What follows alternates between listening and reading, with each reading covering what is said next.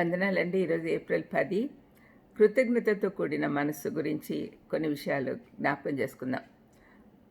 పౌలు తెస్సలోనికి రాసిన మొదటి పత్రిక 5వ అధ్యాయం 16-18 వరకు, ఎల్లప్పుడూ సంతోషంగా ఉండుడి, ఎడతెగక ప్రార్థన చేయుడి, ప్రతి విషయమందును కృతజ్ఞతాస్తుతులు చెల్లించుడి, ఇలాగ చేయుట యేసుక్రీస్తునందు మీ విషయంలో దేవుని చిత్తం. సంతోషము, ప్రార్థన, కృతజ్ఞత ఇవన్నీ మన గొప్ప రక్షకుని కొరకు విశ్వాసులందరి బాధ్యత అయి ఉంది. ఈ 3 అంశాలను గురించి మనం ఈరోజు ధ్యానించుకుందాం. ఎల్లప్పుడూ సంతోషంగా ఉండటం. మన అనుదిన జీవితంలో జరుగుతున్న సమస్యల నేపథ్యంలో ఎల్లప్పుడూ సంతోషంగా ఉండుట అసాధ్యం అనిపిస్తుంది. అయితే మనం ఈ ఆదేశాన్ని దేవుడిచ్చిన ఆజ్ఞగా తలంచాలి. మనం అవిధేయత చూపిస్తే లేఖన విరుద్ధంగా ప్రవర్తిస్తున్నాం కాబట్టి మనకు దేవుడంటే లేదు అన్నట్టుగా ఉంటుంది. పైపెచ్చు ఆజ్ఞాతిక్రమం పాపం. మన సార్వభౌముడైన ప్రభువును లోతుగా అర్థం చేసుకొని ఆయన ఆధిపత్యం కిందకు వస్తే ఎల్లప్పుడూ ఆయనలో సంతోషంగా ఉండొచ్చు. రెండవది, ఎడతెగక ప్రార్థించుట. సంతోషంగా ఉండే విశ్వాసులు ఎప్పుడు కూడా ప్రార్థించేవారిగానే ఉంటారు.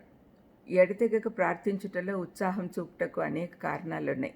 మొదటిది, దేవుని మహింపరచాలనే కోరిక అన్నింట్లో ప్రధానమైనది. రెండవది, దేవునితో సహవాసం కోరుకునుట. మూడవది, మన అవసరాలు తీర్చగలిగిన వాడు ఆయనే అనే నిశ్చయిత. నాలుగవది, జ్ఞానం కొరకు విన్నపం. ఐదవది, సమస్యల నుండి బయటికి తీసుకొని రావడానికి ఆయనను అడుగుతాం. ఆరవది, భయము దిగుల నుండి విడుదల కొరకు. ఏడవది, మన ఆశీర్వాదాలన్నింటినీ బట్టి కృతజ్ఞత చెల్లించుటకు. నిత్యం ఆయనతో సంబంధం కలిగి ఉండాలి అంటే క్లుప్త ప్రార్థనల ద్వారా కృతజ్ఞత చెప్తూ అవసరాల కొరకు అడగాలి. మూడవది, ప్రతి విషయంలో కృతజ్ఞత కలిగి ఉండుట. యేసుక్రీస్తునందు దేవుని చిత్తం.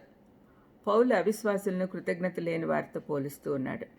రోమా 1:21 పౌలు, మరియు వారు దేవుని ఎరిగి ఆయనను దేవునిగా మహింపరచలేదు, కృతజ్ఞతాస్తుతులు చెల్లింపను లేదు కానీ తమ వాదముల యందు వ్యర్థులైరి అన్నాడు.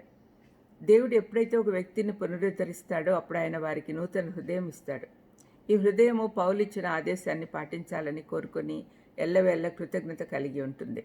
క్రైస్తవులు కృతజ్ఞత లేని వారిగా ఉంటే అది ఆత్మీయత లేనట్టు కనపడుతుంది.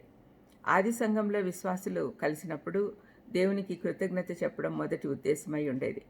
ఎఫ్సి 5:18-20 ఒక క్రైస్తవుడు తప్పనిసరిగా వారి కృతజ్ఞతా భావంతో కనిపించాలి అని పౌలు అంటున్నాడు.